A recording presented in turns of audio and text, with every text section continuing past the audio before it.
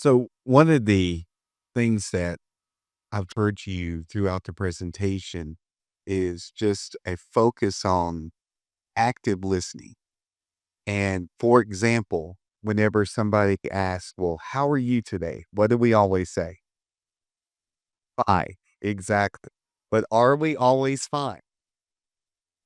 No. Right. So, can you touch on the importance of really paying attention when we ask somebody just something as simple as, how are you?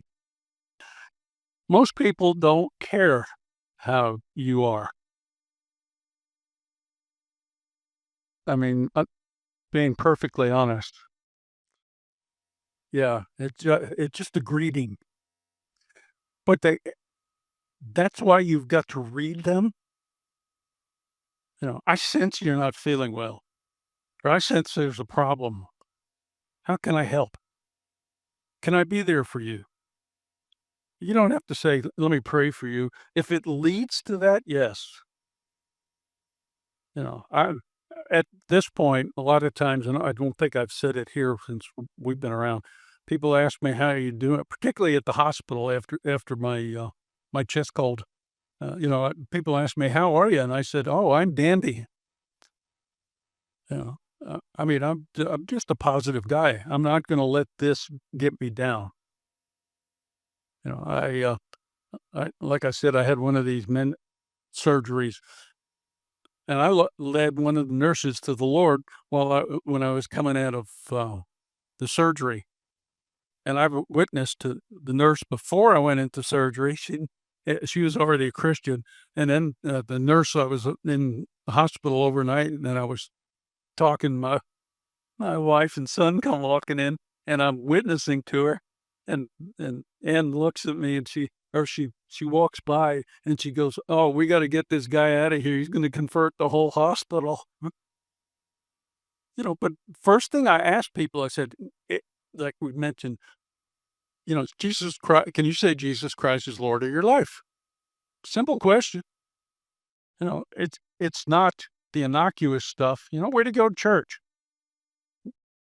Once in a while I will. If the Lord Spirit tells me, just ask. Where to go to church? Well, I don't. Okay, no big deal. Why?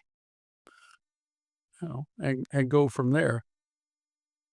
But if you're wanting to know about their health, how's your health?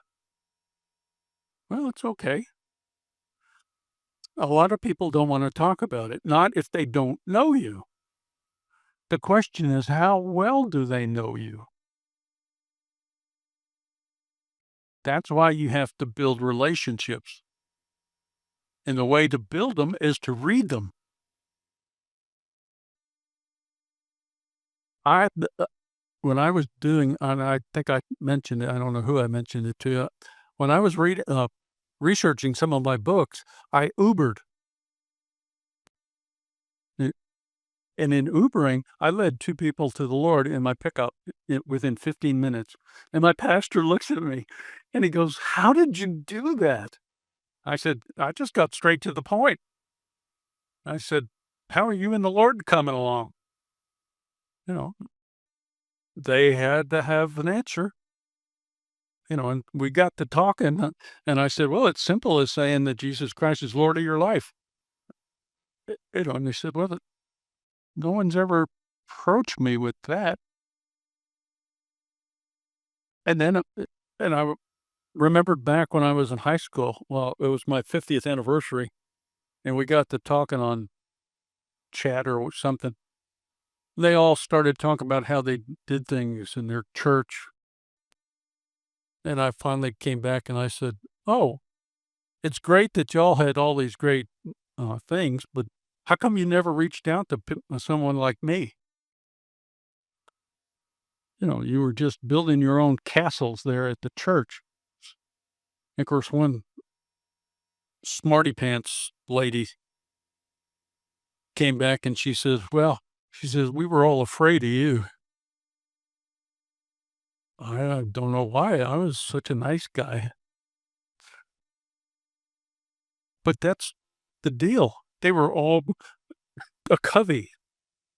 We go to school, we come back and go to church, we go to school, but we don't talk to other kids. We don't search out other kids. We don't read other kids to look for opportunities to minister to them.